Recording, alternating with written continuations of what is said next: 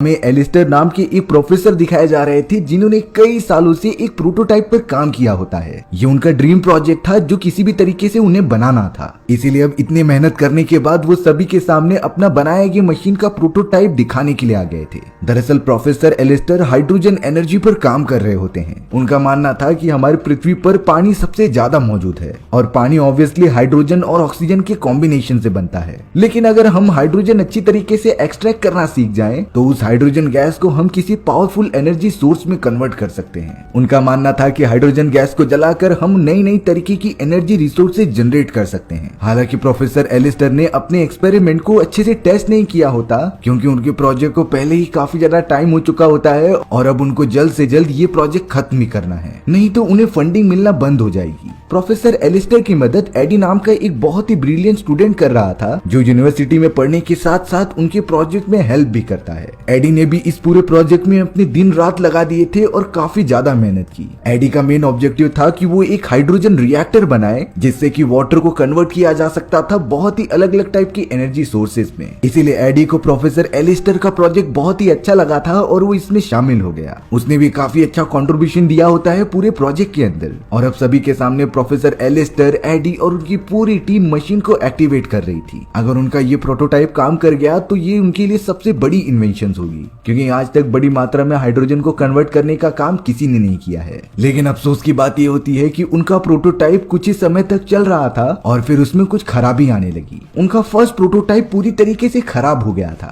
जिससे कि सभी लोग बहुत ही ज्यादा डिसअपॉइंटेड हो जाते हैं, खासकर एडी और प्रोफेसर एलिस्टर। प्रोफेसर एलिस्टर ने तो अपनी सारी होप्स छोड़ दी थी लेकिन एडी हार नहीं मानता और अपने घर पर आकर फिर से उसी प्रोटोटाइप में चेंजेस करने लग जाता है। दरअसल उसने नोटिस कर लिया था कि वो गलती कहां पर कर रहे हैं, इसीलिए वो उन्हीं सारी चीजों को सॉल्व करने में लग गया। यहाँ सारे टीममेट्स ने अपने इस प्रोजेक्ट से एक्सपेक्टेशन छोड़ दी थी लेकिन एडी तो अपने कॉलेज भी जाना बंद कर देता है और वो दिन रात उसी प्रोटोटाइप पर काम करने लगा। सबसे ज्यादा अच्छी बात ये होती है कि एडी ने आखिरकार उस प्रोटोटाइप को अच्छी तरीके से रन कर ही दिया था, यानी कि अब वो हाइड्रोजन रिएक्टर अच्छे से काम कर रहा होता है। एडी तो तुरंत ही उस प्रोटोटाइप को लेकर यूनिवर्सिटी में आ गया जिसे देखने और टेस्टिंग करने के बाद ये कंफर्म करा दिया गया कि ये बहुत ही अच्छी तरीके से काम कर रहा है और सिर्फ वाटर से वो कई सारे एनर्जी रिसोर्सेज जनरेट कर पा रहे हैं। प्रोफेसर एलिस्टर अपने स्टूडेंट एडी से काफी ज्यादा खुश हो गए क्योंकि उसने प्रोफेसर एलिस्टर का इतने सालों का सपना पूरा कर दिया। सारे टीममेट्स इस बात से काफी ज्यादा खुश हो जाते हैं और एक दूसरे के गले मिल रहे होते हैं क्योंकि उन लोगों ने इतनी बड़ी डिस्कवरी कर ली थी जिसे कि आज तक सभी लोग सपना मानते थे। लेकिन पॉल नाम का एक फाइनेंशियल इन्वेस्टर जो कि प्रोफेसर के पूरे प्रोजेक्ट पर फंडिंग कर रहा था, वो प्रोफेसर से आकर कहता है कि तुम काफी ज्यादा टाइम लगा रहे हो, अब तक हमारा प्रोजेक्ट तैयार होकर मार्केट में चले जाना चाहिए था। लेकिन प्रोफेसर उसे समझा रहे थे कि जो भी सारी चीजें हैं आपके सामने हैं, मैंने कोई भी बात आपसे छुपाई नहीं थी और अब तो हमारा प्रोटोटाइप भी अच्छे से काम कर रहा है जिसकी मदद से हम रियल प्रोडक्ट भी बना लेंगे। ये बात सुनने के बाद पॉल थोड़ा सा कंफर्टेबल तो हो जाता है लेकिन उसे फिर भी प्रोफेसर पर भरोसा नहीं था। फिलहाल के लिए वो सभी लोग अपने मोमेंट शेयर करने के लिए फोटोज खींचने लगे। पूरी की पूरी टीम काफी ज्यादा मजे कर रही होती है क्योंकि उन लोगों ने इस प्रोजेक्ट में इतनी मेहनत की थी कि वो सभी इसके हकदार थे। अब हमें यहाँ पर एडी अपनी एक कलीग लिया के साथ दिखाया जाता है। वो दोनों तो लेबोरेटरी से अपना काम खत्म करके वापस जा रहे थे। काफी ज्यादा रात होने के कारण लिया एडी से कहती है कि हमें टैक्सी से जाना चाहिए और अब वो दोनों एक टैक्सी के अंदर बैठकर घर की तरफ निकल गए थे। वहीं दूसरी तरफ अब लेबोरेटरी के अंदर प्रोफेसर अपने एक साथी चैंग के साथ बैठे हुए थे। दरअसल उन्हें आज रात किसी भी तरीके से इंटरनेट पर वो सारा डेटा अपलोड करना था जो भी उन्होंने अपने प्रोटोटाइप में अचीव किया है, यानी कि उनकी रिक्वायरमेंट से लेके रिजल्ट तक सारी की सारी चीजें इंटरनेट पर डालनी थी। इसीलिए वो दोनों लगातार इन्हीं चीजों में बिजी रहते हैं। लेकिन यहाँ पर हमें दिखाया गया कि एक व्हाइट कलर की वैन उनकी लेबोरेटरी के पास लगातार आती जा रही है जिसने कि अंदर घुसते ही सिग्नल जैम कर दिए थे। चैंग को तो कुछ अजीब लगता है और उसे कुछ आवाजें भी आ रही थी, इसीलिए वो तुरंत ही उठकर देखने चला गया। प्रोफेसर तो लगातार कंटेंट अपलोड करने में बिजी रह गए थे अपने प्रोजेक्ट के रिलेटेड। यहाँ एडी लिया को अपने घर पर लेके आकर सुला देता है क्योंकि उसने काफी ड्रिंक कर ली थी, इसीलिए अब एडी उसे अच्छी तरीके से वहीं पर रखकर चला गया था लेबोरेटरी की तरफ। लेकिन एडी को बिल्कुल अंदाजा नहीं होता कि वहाँ पर क्या हो रहा है। एडी जैसे ही लेबोरेटरी के अंदर पहुंचा उसने देखा कि सारे सिस्टम एकदम बंद हो चुके हैं और जमीन पर तो प्रोफेसर की डेड बॉडी पड़ी हुई थी। एडी तुरंत ही प्रोफेसर को बचाने जाता है, लेकिन अब काफी ज्यादा देर हो गई है। उसे तो चैंग भी कहीं दिखाई नहीं दे रहा होता जिससे कि वो मदद मांग सके।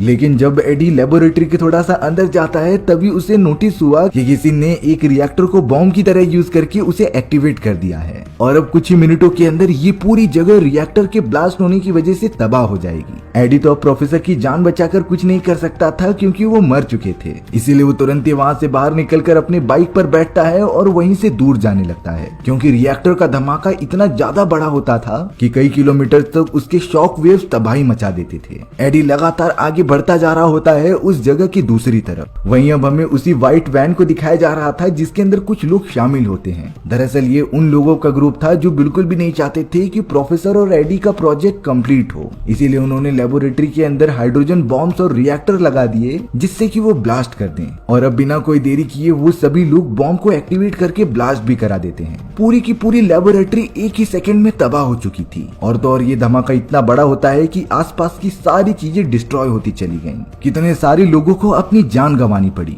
एडी जो लगातार अपनी बाइक से आगे बढ़ रहा होता है वहां तक भी ये धमाके के शॉक वेव्स पहुंच जा रहे थे, लेकिन एडी का लक अच्छा था कि वो किसी भी तरीके से उनसे बच जाता है। एडी तुरंत ही जब एक सेफ जगह पर पहुंचा उसने पॉल को कॉल कर दिया था जिससे कि आखिरकार जिंदा लोगों को बचाया जा सके। हमें दिखाया गया कि पॉल के चेहरे पर जरा भी टेंशन नहीं है, वो तो सिर्फ रेस्क्यू टीम को कॉल कर देता है। अगले दिन रेस्क्यू टीम के कई सारे लोग वहां पर छानबीन कर रहे थे जो फंसे हुए लोगों की मदद करते हैं। काफी बड़ा इलाका बॉम्ब के धमाके की वजह से तबाह हो चुका था, जिससे कि हमें हाइड्रोजन बॉम्ब के असर के बारे में पता चलता है। यानी कि इसका यूज सिर्फ एनर्जी जनरेशन के लिए नहीं बल्कि गलत कामों के लिए भी यूज किया जा सकता था। और अगर ये टेक्नोलॉजी किसी पागल के हाथ में लग गई तब वो हर जगह इसी तरीके से ब्लास्ट करके सभी को खत्म कर देगा। अब उस धमाके वाली जगह पर सारे रिपोर्टर्स और पुलिस ऑफिसर्स आ जाते हैं अपनी इन्वेस्टिगेशन करने के लिए। एडी भी उन सभी को सारी बातें बता रहा था जो उसने देखा। अब हमें उस जगह पर फॉर्ड नाम का एक एजेंट दिखाया जाता है जिसके हाथ में ये केस दिया गया था। फॉर्ड उस जगह की सारी चीजें पूछने लगा और सभी से पूछताछ भी करने लगा, लेकिन अब एडी जो भी बातें कह रहा था वो सभी लोग एक्सेप्ट ही नहीं करते। उन्हें समझ नहीं आता कि आखिर इतने बड़े धमाके में एडी बच कैसे गया। एडी को लगने लगा कि वो भी लेबोरेटरी में मौजूद था और सभी लोग शायद यही सोचेंगे कि ये धमाका मैंने ही किया है, इसीलिए एडी वहां से तुरंत ही चला गया था। एजेंट फॉर्ड अपने सभी साथियों के साथ लगातार पूछताछ कर रहा होता है एडी और बाकी वर्कर्स के बारे में,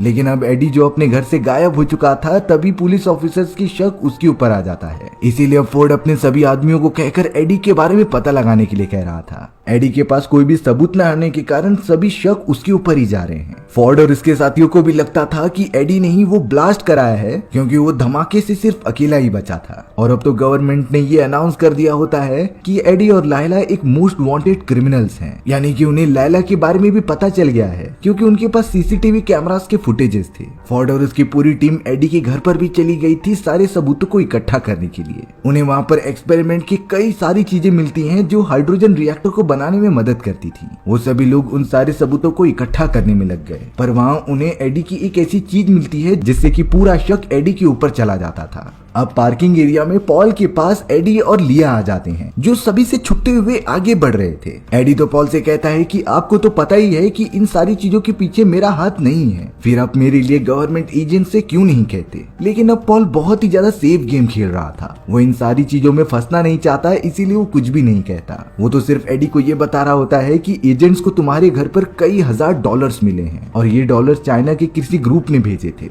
इसका मतलब साफ है कि तुम इलीगल बिजनेस कर रहे हो। लेकिन एडी को तो इन सारी चीजों के बारे में बिल्कुल अंदाजा ही नहीं होता। पॉल भी उन दोनों को इस क्रिटिकल कंडीशन में अकेला छोड़कर वहां से चला जाता है। अब वो दोनों अपनी जान बचाकर एक रेस्टोरेंट में आ चुके थे और उन्हें लग रहा था कि वो दोनों सेफ हैं, पर तभी न्यूज में खबर बताई जाती है कि एडी और लिया नाम के दो क्रिमिनल्स को पकड़ने की इजाजत है और जो भी ऐसा करेगा उन्हें इनाम भी मिलेगा, यानी कि अब उनका बाहर घूमना भी पूरी तरीके से सुरक्षित नहीं है। एडी और लिया तो कुछ भी सोच नहीं पा रहे थे कि वो कहाँ जाए और कैसे बचे। तभी एडी ने लिया के साथ मिलकर एक प्लान बनाया कि तुम रेलवे स्टेशन पर चले जाओ और मैं पीछे पीछे वहां पहुंच जाऊंगा, जिसके बाद हम दोनों वहां से कहीं दूर निकल जाएंगे। इतना बात करते ही अचानक उस रेस्टोरेंट के मालिक ने एडी और लिया को पहचान लिया होता है, इसीलिए अब उसने तुरंत ही पुलिस वालों को इन्फॉर्म कर दिया। कई सारे पुलिस वाले एडी के पीछे भागने लग जाते हैं। एडी तो लगातार अपनी जान बचाकर किसी सेफ जगह पर जा रहा था क्योंकि अगर एक बार वो पकड़ा गया तो वो सारे सीक्रेट एजेंट बिना किसी परमिशन के एडी को टॉर्चर करेंगे और किसी दूसरी जगह लेकर चले जाएंगे। जाएंगे। इसीलिए एडी जितना हो सके उतना दूर भागता जा रहा था। अब देखते ही देखते सभी पुलिस वाले शहर में फैल जाते हैं जिससे कि एडी को पकड़ा जाए। एडी तो अब एक फोल्डिंग ब्रिज के पास आ चुका होता है जिसे कि एजेंट्स ने बंद कराना स्टार्ट कर दिया था। एडी एकदम एंड पर पहुंचने ही वाला होता है, तभी एक सोल्जर ने उसे पकड़ लिया, पर वो किसी भी तरीके से उसे छुड़ा कर आगे बढ़ता ही रहता है। एडी तो उस ब्रिज के दूसरे पार्ट पर मौजूद था जहां से वो अंदर की तरफ जा रहा होता है, लेकिन अब एजेंट्स ने मशीन कंट्रोल वाले एम्प्लॉय से कह दिया कि तुम अब ब्रिज को बंद कर दो। पर एम्प्लॉय कह रहा था कि इससे तो एडी की मौत हो जाएगी, लेकिन ऑफिसर्स इसकी बिल्कुल चिंता ही नहीं करते। पर एडी बहुत ही ज्यादा चालाक था, वो तुरंत ही ब्रिज के एक कोने से नीचे उतर गया और वहाँ के सिस्टम को पूरी तरीके से रोक कर निकल गया। एडी कहीं दूर भाग कर नहीं जाता है, बल्कि जिस जगह पर सारी मिलिट्री मौजूद थी वो उनके एक ट्रक के नीचे आकर उसके अंदर चला जाता है। और अब ट्रक जाने की वजह से एडी भी पूरी तरीके से बच गया था, पर अब उसे किसी भी तरीके से स्टेशन जाना है लिया के पास। एडी अब कैसे भी रेलवे स्टेशन तक पहुंच गया था जहां एक बात रिवील होती है। दरअसल रेलवे स्टेशन आकर यहां से निकलने का प्लान पॉल ने बनाया था, जिसे कि उसने पार्किंग एरिया में शेयर किया होता है। पॉल ने तो एडी और लिया के लिए सारे इंतजाम करके रखे थे, इसीलिए अब रेलवे स्टेशन पर आने के बाद वो सभी लोग जल्द से जल्द ट्रेन में बैठकर कहीं दूर निकल जाते हैं। एडी तो लिया को लेकर अपने एक रिलेटिव के घर पर चला गया था जिनका नाम मैरी होता है। मैरी इतने सालों बाद एडी को देखकर काफी ज्यादा खुश हो रही थी, वो तो उसे बड़े प्यार से गले भी लगा लेती है। लेकिन मैरी को देखते ही समझ में आ गया था कि शायद लिया एडी की गर्लफ्रेंड है, पर एडी ये क्लियर करता है कि ऐसा कुछ भी नहीं है हमारे बीच। अब यहाँ कुछ दिनों तक वो दोनों मैरी के घर पर ही रातें गुजारते हैं। अब यहाँ पॉल बाकी सारे गवर्नमेंट एजेंट के साथ मीटिंग करने के लिए एक प्लेस पर आ जाता है। उस जगह पर तो फोर्ट और उसके सभी एजेंट्स मौजूद थे। दरअसल बात ये होती है कि जिस लेबोरेटरी के अंदर ये हाइड्रोजन गैसेस का ब्लास्ट हुआ उसे गवर्नमेंट फंडिंग करती थी और गवर्नमेंट को जल्द से जल्द पता करना है कि इसका रीजन क्या है। पॉल से काफी सारी पूछताछ की जाती है, लेकिन पॉल ने भी स्पेसिफाई कर दिया था कि मुझे इसके बारे में आइडिया नहीं है। और तो अब कोई सबूत ना होने के कारण गवर्नमेंट किसी के ऊपर ब्लेम भी नहीं लगा सकती थी, उन्हें तो सिर्फ शक होता है एडी और लिया के ऊपर। इसीलिए ये परमिशन दे दी गई थी कि उन दोनों को जल्द से जल्द ढूंढकर उन्हें जान से मार दिया जाए। फोर्ड और उसके बाकी एजेंट्स ने कुछ समय पहले ये आइडेंटिफाई किया कि पॉल को लगातार एडी के कॉल आते थे, इसीलिए पॉल को भी चेतावनी दे दी गई थी कि जब भी अगर फ्यूचर में एडी और लिया का कॉल आए उसे, तब वो डायरेक्टली हमें इन्फॉर्म करे, नहीं तो पॉल के भी खिलाफ एक्शन लिए जा सकते थे। अब यहाँ पॉल अपने एक दूसरे रिसर्च सेंटर जिसका नाम सी सेक्शन था वहाँ चले जाता है। उस जगह पर अब पॉल की पोजीशन छीन कर एक दूसरे आदमी को दे दी गई थी जिसका नाम लोगन था। लोगन उस सी सेक्शन डिपार्टमेंट को काफी अजीब तरीके से चलाता, साथ ही साथ वो कुछ इलीगल काम भी कर रहा था, जैसे कि न्यूक्लियर बॉम्ब्स को कहीं ट्रांसफर करना जिससे कि उसे काफी सारे पैसे मिल सके। वो लेबोरेटरी में बनाए गए सारे के सारे प्रोडक्ट्स को अपने फायदे के लिए यूज कर रहा था। अब एक दिन अचानक एडी पॉल को कॉल कर देता है। पॉल के सारे डिवाइसेस ट्रेस हो रहे थे, जिसकी वजह से सारे गवर्नमेंट एजेंट्स को पता चल जाता है एडी का लोकेशन क्या है। पॉल तो एडी से सिर्फ इतना कह रहा था कि तुम सभी छुप जाओ। एडी तुरंत ही कॉल रखकर वहाँ से भागने लगता है, क्योंकि अब लोकेशन पता चलने पर पुलिस वाले जल्द से जल्द वहाँ पहुँच गए थे। एडी तुरंत ही लिया को पकड़कर वहाँ से भागने लगा। वो बिल्कुल नहीं चाहता था कि हम दोनों में से कोई भी पकड़ा जाए, क्योंकि अगर एक बार पकड़े गए तो पुलिस वाले उनकी जरा भी नहीं सुनेंगे और कई सालों के लिए जेल के अंदर बंद कर देंगे। भागते हुए वो दोनों बिल्डिंग के एकदम टॉप पर पहुंच जाते हैं। तो एक पुलिस ऑफिसर उनका पीछा करते हुए वहां आ चुका था, जिसने की गन पॉइंट पे कर दिया होता है, लेकिन हेलीकॉप्टर से पता नहीं कुछ लोग आ चुके थे जिन्होंने एडी और लिया के ऊपर हमला ना करते हुए उस दूसरे पुलिस ऑफिसर को मार दिया। ऑफिसर तुरंत ही जगह पर मर जाता है। एडी और लिया छुपते हुए उस ऑफिसर की गन ले लेते हैं और वहां से दूर निकल जाते हैं। उन्होंने बर्फीले इलाकों पर चलने के लिए एक मशीन का यूज किया जो बर्फ पर काफी तेजी से चलती थी। लगातार आगे बढ़ते रहने के बावजूद भी पुलिस ऑफिसर उनका पीछा छोड़ते ही नहीं, क्योंकि उन दोनों को पकड़ने पर गवर्नमेंट उन्हें इनाम भी देगी। पर एडी को समझ में आ चुका था कि अगर वो इसी तरीके से आगे बढ़ते रहे तो एक न एक दिन पकड़े जाएंगे। इसीलिए वो कुछ दूर पहुंचने के बाद लिया के साथ नीचे उतर जाता है और उस मशीन के अंदर अपने कपड़े और बैग्स रख देता है, जिससे कि मशीन आगे बढ़ती रहे और वो सब धोखा खा जाएं। वो सभी पुलिस वाले डिस्ट्रैक्ट हो जाते हैं। इसी मौके का फायदा उठाकर एडी और लिया जंगल के रास्ते से एक दूसरे घर के अंदर आ चुके थे। ये घर जंगल के एकदम बीचों बीच मौजूद था, इसीलिए वो उसके अंदर जाकर एक रात गुजारने का डिसाइड करते हैं। हालांकि इतने समय बाद वो लोग एकदम चैन की नींद सो रहे थे। एडी अब उस जगह के एक गैराज में चले जाता है जहाँ पर उसे कुछ इंपॉर्टेंट सामान मिल जाए। वहीं दूसरी तरफ पॉल लोगन को बता रहा था कि अगर तुमने जल्द से जल्द ये काम खत्म नहीं किया तो मैं गवर्नमेंट को तुम्हारी सच्चाई बता दूंगा कि कैसे तुम गवर्नमेंट द्वारा फंडेड चीजों को दूसरे देशों में बेचते हो, और ये पता चलने पर तो तुम्हें काफी सालों की जेल हो जाएगी। एडी तो अब लगातार गैराज में अलग अलग चीजों को लेकर अपनी कार को ठीक करने में लग गया था, पर तभी अचानक उसके ऊपर किसी अनजान लोगों ने हमला कर दिया। ये बहुत ही ज्यादा अजीब लोग होते हैं जिन्होंने मास्क पहने थे। हालांकि एडी ने उनमें से एक को तो मार दिया होता है, पर दूसरा एडी के ऊपर कूद पड़ा। वो एडी का गला दबाकर उसे मारने ही वाला था, लेकिन तभी लिया पीछे से आकर उसे बेहोश कर देती है। एडी और लिया अब कैसे भी कार में बैठकर उस जगह से काफी दूर निकल आए थे, लेकिन अब उन्हें पॉल से बात करके ये सारी चीजें खत्म करनी ही होंगी, क्योंकि जो काम एडी और लिया ने कभी किया ही नहीं उसके लिए उन्हें सजा क्यों मिले। इसीलिए वो पॉल के लिए फ्लावर का एक बकेट भेजते हैं जिसके अंदर एक इंक्रिप्टेड मैसेज था। उस मैसेज के अंदर उनकी मिलने की लोकेशन का एड्रेस लिखा होता है। पॉल भी बिना किसी को इन्फॉर्म किए उनसे मिलने के लिए चला गया था। ये एक बहुत ही पुरानी म्यूजियम होती है जो पूरी तरीके से बंद हो चुकी थी। वो तीनों उस जगह पर कितने समय बाद मिल रहे थे, और यहाँ पॉल ने एडी के सामने एक डार्क रियलिटी रिवील की। पॉल तो अब एडी और लिया को बता रहा था कि इन सारी चीजों के पीछे मेरा ही हाथ है। मैंने ही लेबोरेटरी में अपने आदमियों को भेजा था जिन्होंने वहां पर सबसे बड़ा ब्लास्ट किया, क्योंकि पॉल पूरी तरीके से चाहता था कि वो प्रोजेक्ट उसके नाम हो जाए और उसको बनाने का पूरा क्रेडिट उसे ही मिले। पॉल ने तो सीसीटीवी कैमरा से एडी की सारी हरकतें रिकॉर्ड कर ली थी जिसमें कि वो हाइड्रोजन रिएक्टर बना रहा था, और अब उन रिकॉर्डिंग की मदद से पॉल कितने भी हाइड्रोजन रिएक्टर्स बना सकता है। पर उसने एडी द्वारा बनाए गए रिएक्टर को डिस्ट्रॉय करने का प्लान पहले से ही कर लिया था। एडी इस बात पर बहुत ज्यादा गुस्सा होता है, लेकिन पॉल कह रहा था कि तुम यहाँ से बचकर जा ही नहीं सकते, क्योंकि कई सारे पुलिस ऑफिसर और एजेंट्स वहाँ पर आ चुके होते हैं। एडी लिया को लेकर तुरंत ही वहाँ से दूर भागने लगा। वो किसी भी कीमत पे लिया को अपने से दूर नहीं होने देना चाहता था। भागते हुए वो दोनों एक प्राइवेट प्लेन के पास पहुंच गए थे। लिया पूरी तरीके से सुरक्षित रहे, इसीलिए एडी ने उसे नीचे छुपा दिया और वो चला गया बाकी पुलिस ऑफिसर्स का ध्यान भटकाने के लिए। लेकिन बुरी बात तो ये हो गई जब कुछ एजेंट्स आकर लिया को पकड़ लेते हैं। वो सभी तो लिया को जबरदस्ती एक दूसरी कार में बिठाकर दूर लेके जा रहे थे। एडी जब तक वहाँ पहुंचा तब तक वो निकल चुके थे। एडी ने तुरंत ही कार के नंबर प्लेट देख लिए होते हैं जिससे कि वो उनका पीछा करेगा। थोड़ी देर बाद हमें लिया दिखाई गई जिसे कि सी हेडक्वार्टर के एक चैम्बर में बंद किया गया होता है। सभी सीनियर ऑफिसर्स उससे पूछताछ कर रहे थे कि आखिर ये काम किसने किया, लेकिन लिया पता नहीं क्यों पॉल का नाम नहीं लेती। उसने सिंपली ये कह दिया था कि ये सारी बातें तुम सब एडी से पूछो, मुझे कुछ आइडिया ही नहीं है। वहीं अब दूसरी तरफ एडी ट्राई कर रहा था कि वो नंबर के बारे में पता लगा ले, इसीलिए वो पुलिस ऑफिसर के कार में घुस जाता है और उस गाड़ी के नंबर प्लेट का एड्रेस जानता है। अब उसे थोड़ी देर में ही पता चल गया था कि ये एड्रेस सी हेडक्वार्टर के एकदम सेंटर का है और वहीं पे शायद लिया को कैद किया गया होगा। एडी तुरंत ही निकल पड़ा लिया को बचाने के लिए। अब पॉल यहाँ पर एडी के सारे मेथड्स और रूल्स को फॉलो करते हुए अपनी आदमियों की मदद से नया हाइड्रोजन रिएक्टर बना रहा था, जो कि वो गवर्नमेंट को काफी महंगे दामों में बेचेगा। सभी लोग उस हाइड्रोजन रिएक्टर की पावर को देखने के लिए जमा हुए होते हैं। उसी जगह पर लिया भी मौजूद थी। अच्छी बात तो ये हो गई कि एडी भी अब उस सेंटर के अंदर एक एम्प्लॉय बनकर आ चुका था। लिया की नजर जैसे ही नीचे की तरफ गई तभी वो एडी को देखती है, जिससे कि उसे काफी ज्यादा कॉन्फिडेंस आ गया कि एडी उसे बचा ही लेगा। वो सारे एम्प्लॉयज कह रहे थे कि अगर ये रिएक्टर अच्छे से नहीं चला तब हम लिया को जान से मार देंगे। ये बातें सुनकर एडी को काफी ज्यादा डर लगने लगता है, इसीलिए सभी लोगों के जाने के बाद एडी उस मेन चेम्बर में घुसकर